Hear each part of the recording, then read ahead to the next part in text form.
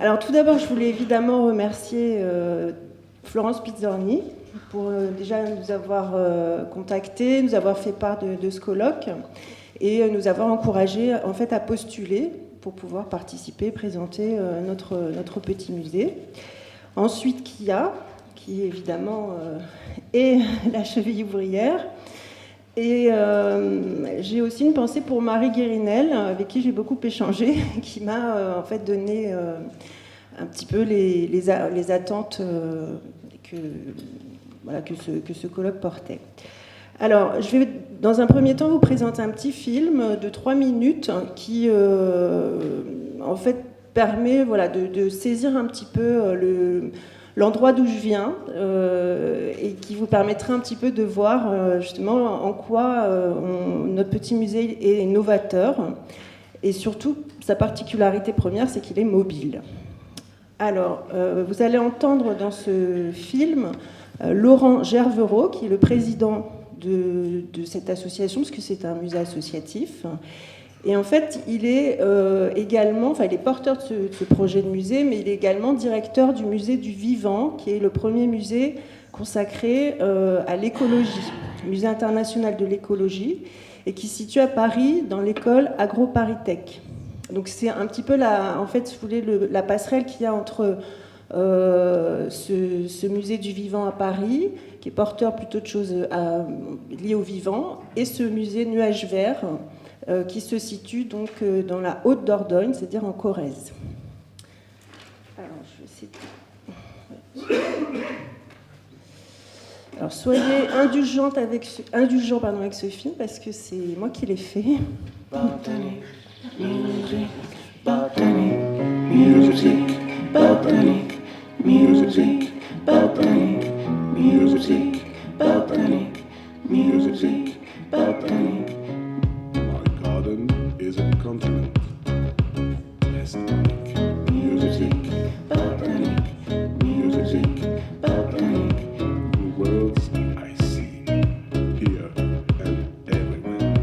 Music, botanic music, botanic. My garden is a continent.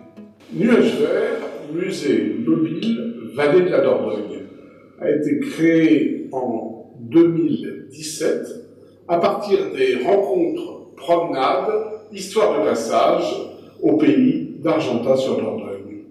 C'est un musée particulier dans la mesure où il est mobile, c'est-à-dire qu'il essaye d'avoir beaucoup d'actions qui sont en dehors de ses murs.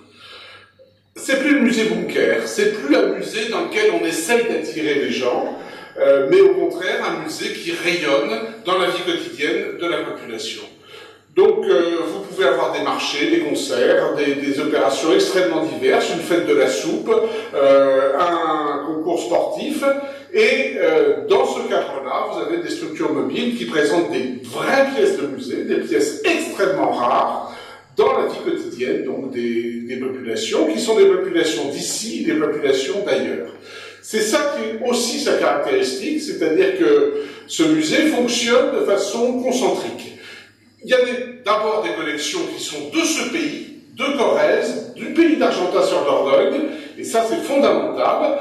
Il est sur la biodiversité et sur la culturodiversité, c'est-à-dire la défense de la diversité de la faune et de la flore, et puis aussi la défense de cultures choisies qui sont extrêmement diverses, d'ici et d'ailleurs, c'est-à-dire de Corrèze, également de France, d'Europe, et puis venant d'autres continents, ce qui est le cas également dans l'histoire de passage.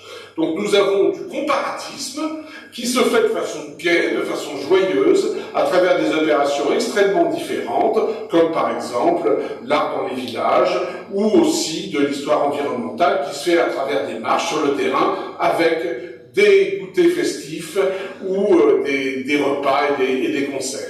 Voilà, c'est un musée très particulier, et allez sur nuages-vert.com, vous saurez tout.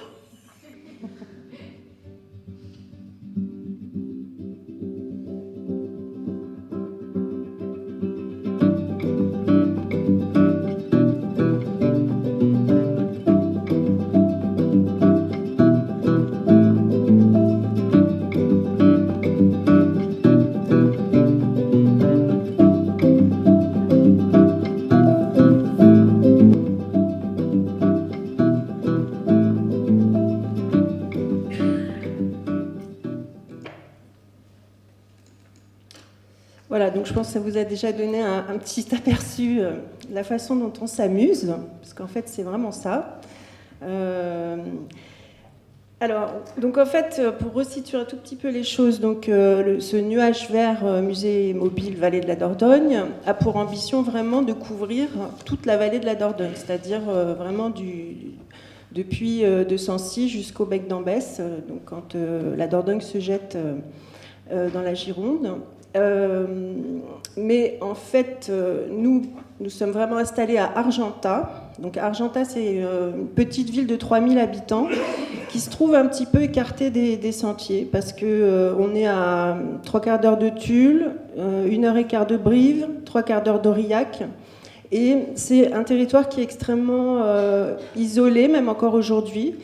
Et en fait, où il y a eu assez peu d'évolution. Donc les paysages sont encore très préservés. Nous, on est sur Argentat, donc le pays d'Argentat. Et ce qui est intéressant, c'est que c'est un territoire qui était placé entre deux rivières, la Dordogne et la Maronne, et donc pendant très longtemps, ça a été très isolé. Et encore aujourd'hui, il faut à peu près 10 à 20 minutes pour passer d'un village à l'autre, donc des paysages assez escarpés. Ce qui fait que tous ces villages avaient des particularités, en fait, et échangeaient assez peu, en fait. Dans les années 30, ce qui a changé un petit peu la donne, c'est la construction de barrages. Toute la Haute-Dordogne, en fait, c'est couvert d'immenses barrages hydrauliques. Et en fait, ils ont aussi participé à l'identité de ce territoire. Et ce qui est intéressant en termes de communauté, c'est la construction de ces barrages a eu pour conséquence le fait que des villages ont été engloutis. Et donc pour vous dire que c'est un territoire où il y a vraiment, on peut parler de communauté, parce que Armelle Faure, donc, qui est une ethnologue et une anthropologue, a beaucoup travaillé justement sur ces communautés de villages engloutis, et ça montre bien l'isolement historique justement de ce territoire. De la même façon, j'étais assez surprise en travaillant justement sur le patrimoine immatériel de me rendre compte que pour ce qui est de la gastronomie, c'est-à-dire juste la cuisine du Limousin, il y a une étude de Jean-Pierre Poulain, ethnologue, en 1984, qui a montré justement que chaque village avait des variantes de recettes de cuisine, des appellations différentes pour des plats, et ça vraiment à quelques kilomètres de distance. Et il dit dans son étude que le premier livre de recettes de cuisine du Limousin, en fait, a été édité en 1979.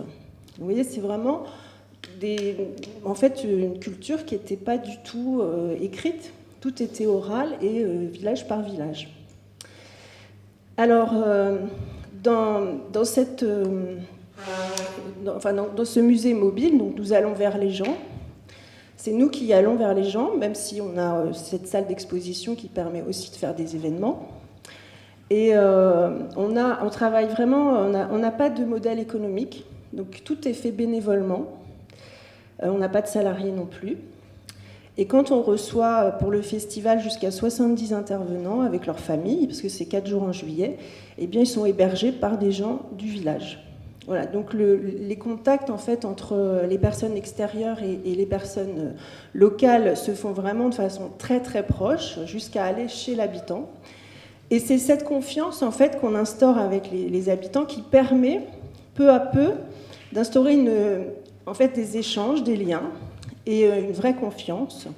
Et quand j'ai souhaité travailler sur ce patrimoine lié à la gastronomie, lié au plat, on m'a tout de suite parlé de Marcelle Meillac, qui est une femme vraiment une figure locale très importante et qui avait travaillé d'abord dans un restaurant et puis après a été cantinière.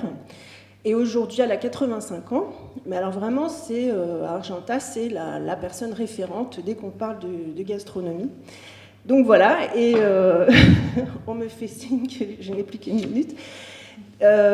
Tout ça pour vous dire que, en fait, ces liens qu'on tisse avec la population nous permettent à la fois de voir ce patrimoine immatériel à la fois ancien et récent. Donc je vais juste finir sur... Donc voilà Marcel. Et je voulais juste montrer... Attendez. Ah. Mince. Bon. Parce que là, il y a... Ah. Bon, ben ça marche pas. Non, alors c'était juste un tout petit extrait de Marcel, une interview filmée.